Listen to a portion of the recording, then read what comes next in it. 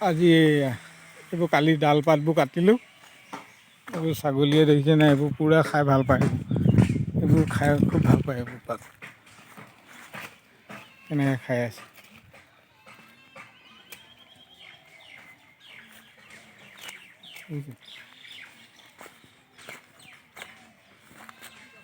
এই ছাগলীয়ে এইবোৰ খুব খাই ভাল পায়।